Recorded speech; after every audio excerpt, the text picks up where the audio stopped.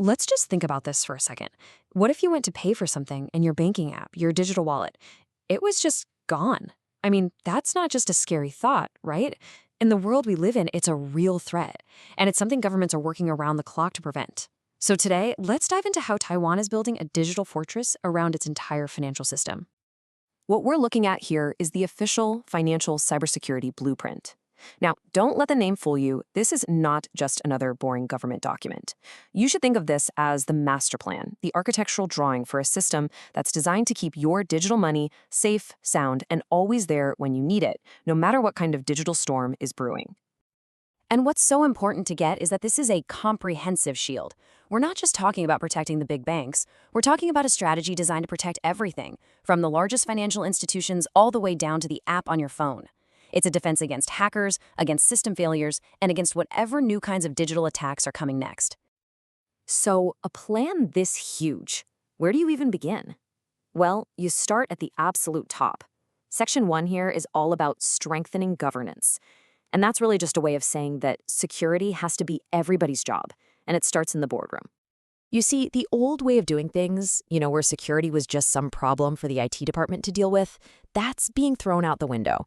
This blueprint makes it mandatory for cybersecurity to be a core part of how these companies are run. We're talking about putting security experts on the board, making cyber risk a key factor in every single major business decision, and laying out a crystal clear chain of command. The buck doesn't stop halfway up the ladder anymore. Accountability goes all the way to the top. And right at the heart of this new command structure is a really critical role, the Chief Information Security Officer, or CISO. You can think of them as the designated general in this whole fight. And this blueprint makes absolutely sure they have the real power they need to actually lead. And this is just brilliant. It's a powerful 3-in-1 framework. They've tied responsibility directly to authority and then backed it all up with guaranteed resources. This solves a classic problem in big companies, right? The CISO is no longer just some figurehead who gets all the blame, but has no real power.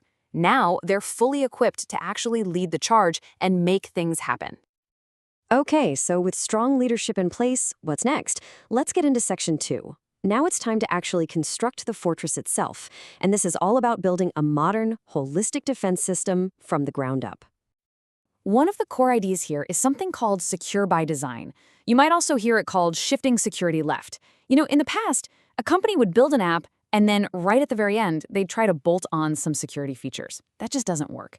This new approach bakes security into every single stage of development, right from the very first line of code. It's kind of like building the alarm system into the walls of the house instead of just sticking a little box on the front door later. And the other really game-changing idea here is zero-trust architecture. The old model was like a castle with a moat. Once you were inside the walls, everyone kind of trusted you. Well, zero trust throws that entire model out. The new philosophy is incredibly simple, but it's profound. Never trust, always verify. It means every single attempt to access any data anywhere is treated like a potential threat that has to be rigorously checked out, no matter where it's coming from. And what's so cool is how zero trust works. It isn't just one checkpoint at the front door. It's a constant cycle of verification across these 5 pillars. Before anything is allowed to happen, the system asks, who is this identity? What device are they on? Is their network secure? Which application are they using? And what specific data are they trying to get to? Every single one of these has to be validated every single time. But this plan isn't just about the threats we face today. It's also looking way, way over the horizon at a new kind of threat that could literally break the entire foundation of our digital security. And that threat? It's quantum computing. The encryption that keeps all our data safe right now is incredibly strong against the computers we have today. But a powerful quantum computer could potentially shatter it in an instant. So that leads to a huge question. How do you protect today's secrets from tomorrow's technology? Well, the answer is a whole new generation of defense. Post-quantum cryptography, or PQC. And as you can see, this is not just some sci-fi theory. It's a concrete, multi-year plan that's already in motion. The blueprint lays out a clear roadmap to start issuing guidelines by 2026, reevaluate as the tech matures, and eventually transition the entire financial system to new kinds of encryption that even a quantum computer won't be able to break. Okay, so we've got strong leadership and a futuristic fortress. But no fortress is an island, right? Let's move on to Section 3 to see how this blueprint turns a bunch of isolated targets into a single, united front.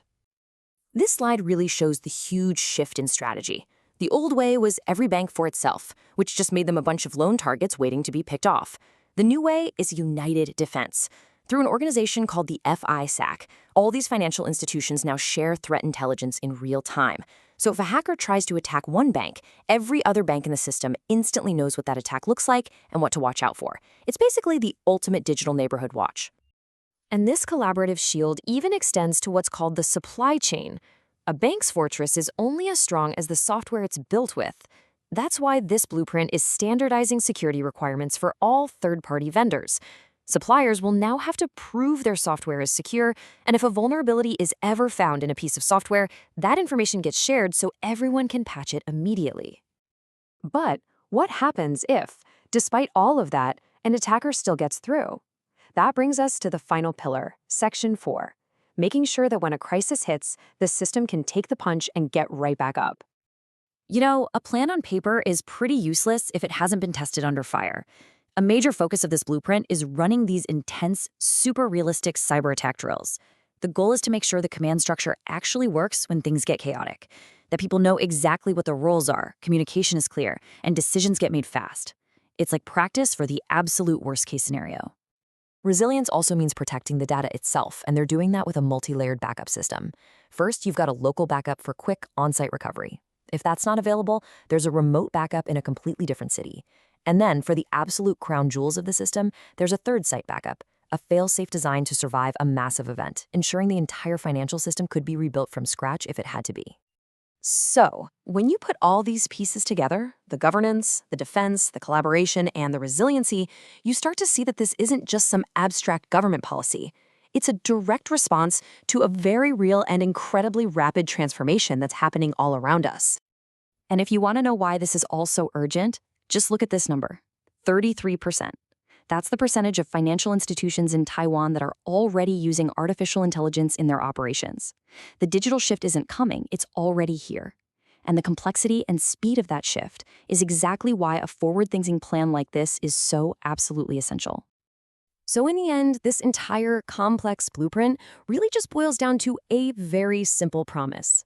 It's a promise that as our financial lives move more and more online, the systems we all rely on will become safer, more reliable, and more resilient for every single one of us. Which, of course, leaves us with one final thought to chew on. We're getting ready for quantum computers and AI-driven attacks today, but as our money becomes nothing more than pure information, just bits and bytes flying through the air, what's the next invisible threat that we haven't even thought of yet?